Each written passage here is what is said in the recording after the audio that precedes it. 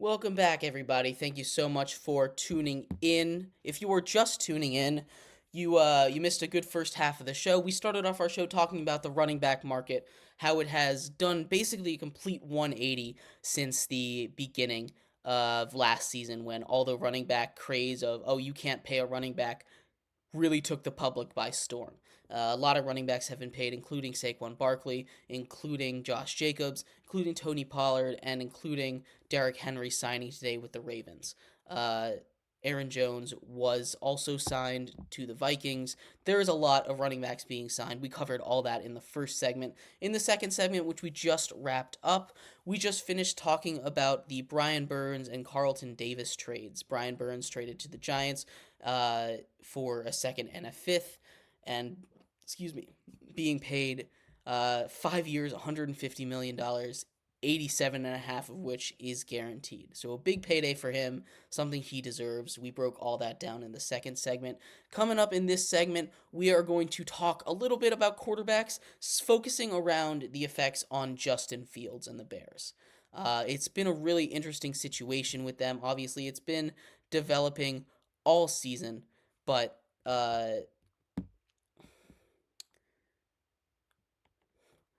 it's been an interesting development all offseason. It's been the big story. Obviously, free agency just started. There's been a lot of Justin Field talk all offseason long. We're going to do a little update on where that sits with all the quarterbacks that have been signed to quarterback needy teams and where he might end up now.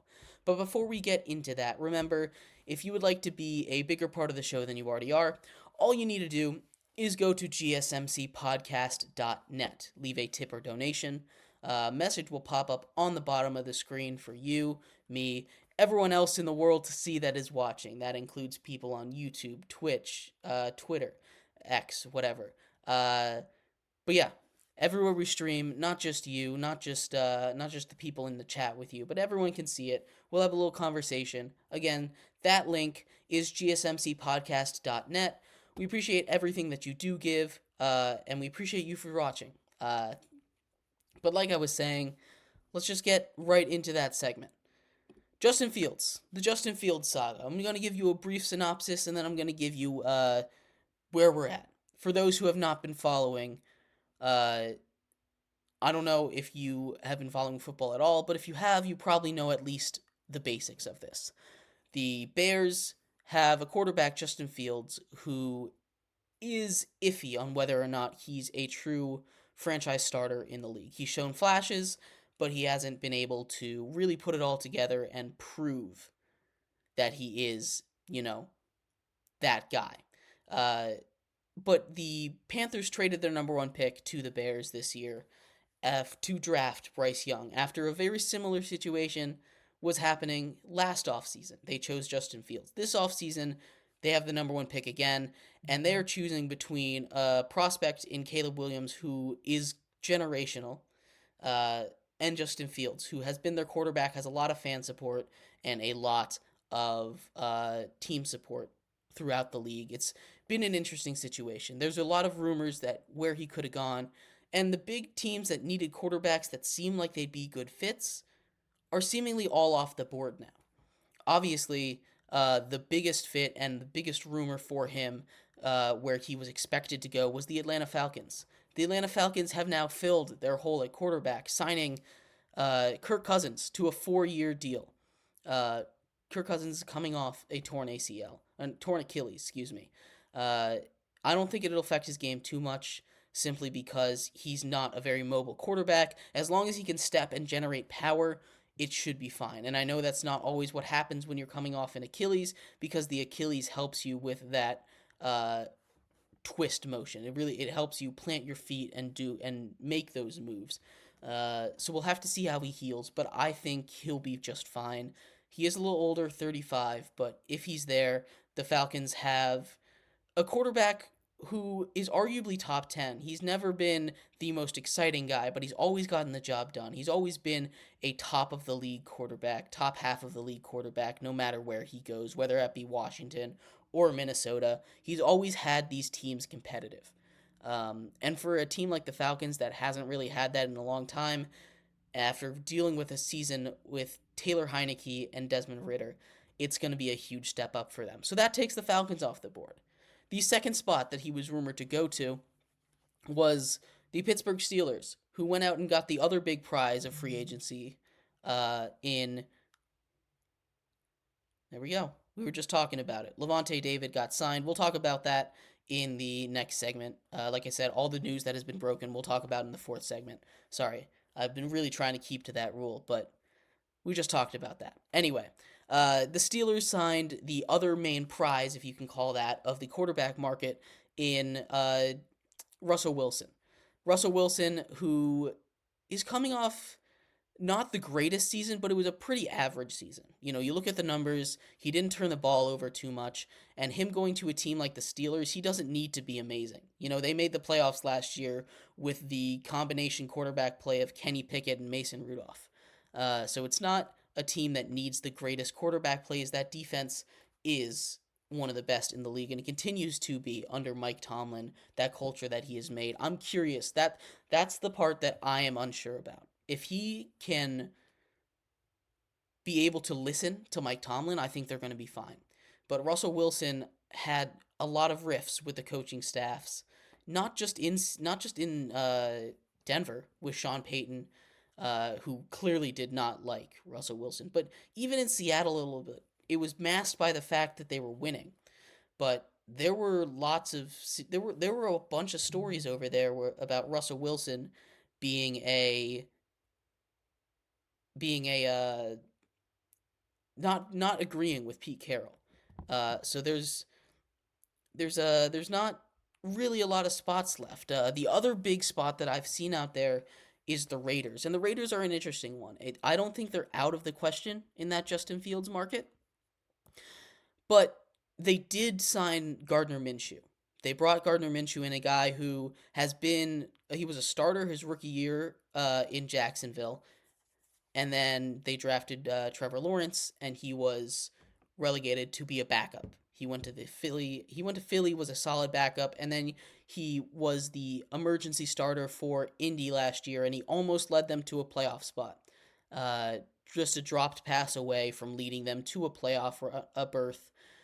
Gardner Minshew is a very interesting quarterback where he's good when he's on the field, but he reminds me of Tyrod Taylor, a guy that wins but isn't the guy you want leading your franchise. Tyrod Taylor is another guy that's been very successful as a backup. He was just signed to the Jets for some pretty solid money as well. But he and Gardner Minshew are very similar to me in the role that they kind of fit on a team. So he goes to the Raiders. He's competing with Aiden O'Connell, who took the reins at the end of last season. They cut Jimmy Garoppolo, which I don't know where he's going to end up, if he's going to end up somewhere. There's a lot of quarterback questions out there still. But the Raiders still, I think, have a chance of maybe trading for Justin Fields. Like I was saying, they have Gardner Minshew, who, if I had to close my eyes and pick one right now, he would be the starter there. I don't really love what Aiden O'Connell brings to the table. I know he won a couple games last year, and he was just a rookie, but he's not really my favorite kind of quarterback prospect. So there's going to be a quarterback battle there, and I'm not sure if they want it to be a three-way battle bringing in another guy like Justin Fields, especially having invested so much in that position already. You know, you gave Gardner Minshew a 2-year, $25 million contract, and you drafted Aiden O'Connell last season. There's still a possibility that they could draft another quarterback. It doesn't seem that likely because the Broncos are ahead of them, as well as some other quarterback-needy teams that seem like they're going to draft a quarterback. But there's a lot of options there for the Raiders to do. They're still in contention. The other two teams that I think have a shot or make sense to trade for Justin Fields are the Broncos, who most likely are going to draft a quarterback. They seem to have their eyes dead set on J.J. McCarthy, and they are probably the team that's going to be able to get him. I'm not a big fan of J.J. McCarthy. I'd much rather have Justin Fields, but that's a topic for a whole nother day. We are on Justin Fields and where he can go. But the Broncos are a good spot for him. They don't have a quarterback, right? That's one of the few places in the league right now where they don't have a quarterback. It's one of the few places in in the NFL where they don't have that bona fide starter. The Raiders and the Broncos are. There's one other spot that is really interesting to me. And I'd love to hear your guys' thoughts on this fit because I think this is probably his best fit, honestly. And the issue is it's probably not going to happen because they're in the same division. The Minnesota Vikings. The Minnesota Vikings have gone out and they lost Kirk Cousins. It's a big loss for them. The Vikings, a team that seemingly are trying to compete. They have the roster built to compete. They've made a couple moves. They brought in Aaron Jones. I've really liked their offseason so far, aside from losing a guy like Kirk Cousins, but you can't do anything about that. They bring in Sam Darnold, who, again, I'm just not moved by. I'd love to have him as my backup. I'd love to have Sam Darnold as my backup, but as my starter, I'm just not moved by him. It's it's just not the type of guy that if I'm trying to compete, I want on my roster as my go-to guy. So them trading for a guy like Justin Fields, I think would make a lot of sense. You have a veteran in Sam Darnold behind him in case anything happens. But more than that, you put Justin Fields in an offense with those kind of weapons, with Justin Jefferson, with Jordan Addison, with Aaron Jones in the backfield. That offensive line is really solid, and the wheels that Justin Fields has with that Kevin O'Connell offense, they're going to really be able to open it up. Kevin O'Connell comes from, I believe, the Sean McVay tree, and I mean, we've seen what that tree is able to do with those special talent quarterbacks. Obviously, Sean McVay has Matthew Stafford right now, but if I was Justin Fields, if I was the Bears, I wouldn't. If I was the Bears, I wouldn't want to trade him to the Vikings because they're in division. But I think that's just the best fit for him. You take a look around the league. Where else is he going to go? You know, the Raiders and the Broncos are both options, but they're both seem like they've invested too much or are dead set on another option. You know, and the other two big teams that were rumored to be in on him, the Steelers and the Falcons, have already found their quarterback for next season. So it kind of puts the Bears and Justin Fields in a no man's land because the Bears are still doing their due diligence on Caleb Williams. They seemingly haven't made a decision yet. Um, they're going to go to his pro day. They're going to have him up for a visit. They're doing the full evaluation, which I understand. This is not a decision to be made lightly. This is not a decision to be like, oh, I think I like that guy better. This is change the face of your franchise level decision making. And you have to get this right if you don't want to get set back another 5 years. You know, either way, if you get it wrong, it sets you back 5 years. If you get it wrong and Justin Fields is the right answer and you go with Caleb Williams, you're stuck with a worse quarterback for 4 years. If you do decide to keep Justin Fields and it turns out Caleb Williams was the right choice, you just have to live with that fact for the 15 years he's in the league, and you have to wait until Justin Fields' contract is tradable because he's going to have to get signed after next season. It's not a situation that I envy the Bears for. They are in a tough spot, but the Vikings are one of the last teams in the NFL that I think have a fit for him, at least as a starter.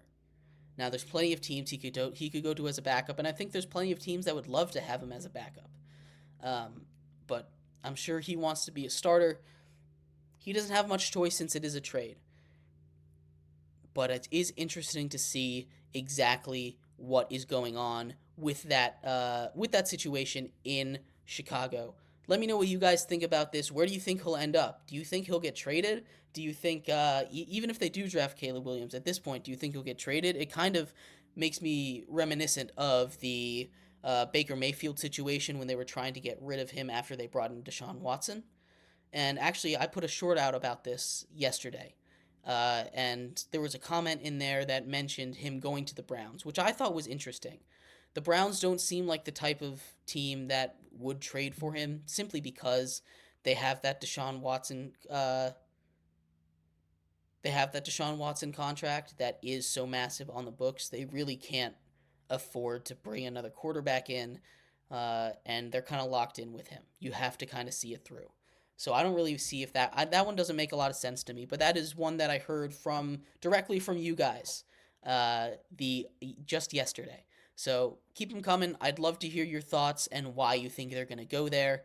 Uh, but I think the Vikings are the best spot. I just don't think he's gonna go there. He's gonna probably be a backup on some team.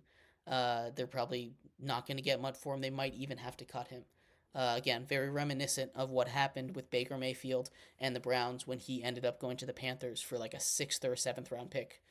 Uh, but yeah, in our next segment, we're going to finish off our show strong with all the breaking news that has been going on since our show started. There has been at least 5 or 6 alerts that I have been uh, stocked in the back of my brain just for special for this segment so we can talk all about it, break it down.